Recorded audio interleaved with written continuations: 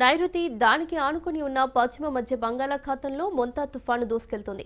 గడిచిన 6 గంటల్లో గంటకు 17 కిలోమీటర్ల వేగంతో కదిలిందని ఏపీ రాష్ట్ర విపత్తుల నిర్వహణ సంస్థ మేనేజింగ్ డైరెక్టర్ ప్రఖర్ జైన్ తెలిపారు.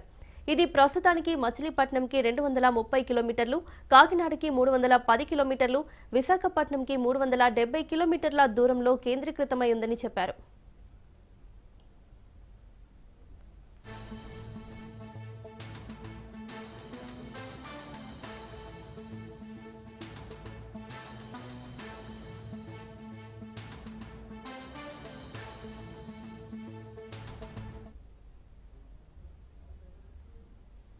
మరి కాసేపట్లో తీవ్ర తుఫానుగా బలపడే అవకాశం ఉందని అన్నారు. అలాగే రాత్రికి మచిలీపట్నం, కాకినాడ మధ్య తీరం దాటే ఛాన్స్ ఉన్నట్లు చెప్పుకొచ్చారు.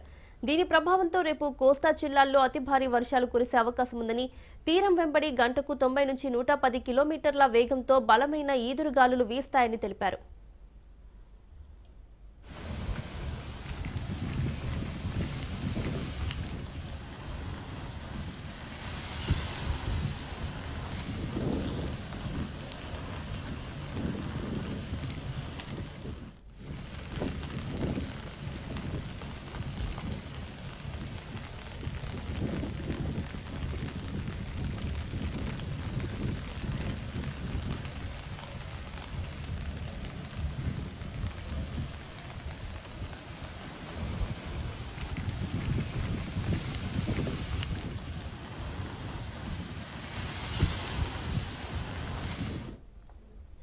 శ్రీకాకుళం, విజయనగరం, విశాఖ, అనకాపల్లి, నెల్లూరు, కోనసీమ, కాకినాడ జిల్లాల్లో ఇప్పటికే భారీ వర్షాలు కురుస్తున్నాయని తెలిపారు.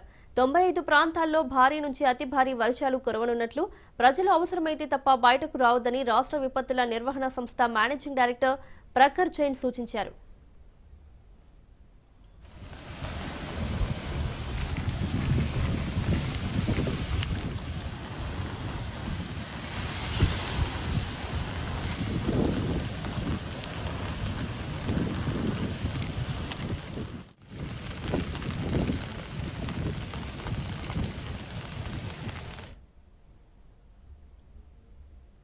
మరోవైపు తుఫాన్ కారణంగా పలు రైళ్లను రద్దు చేసింది దక్షిణ మధ్య రైల్వే.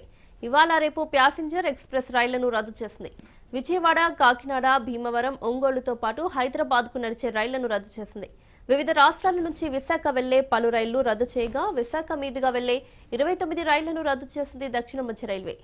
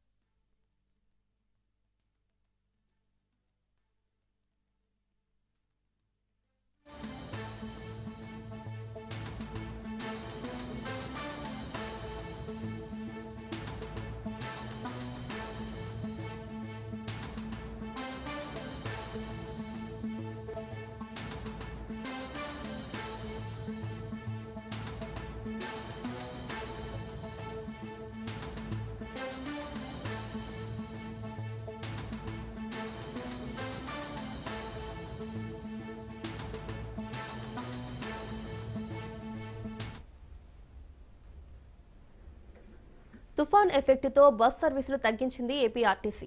కాకినాడ, విశాఖకు బస్సులు తగ్గించారు ఆర్టీసీ అధికారులు. ప్రయాణికులకు ఇబ్బందులు కలగకుండా చర్యలు తీసుకోవాలని సూచించారు.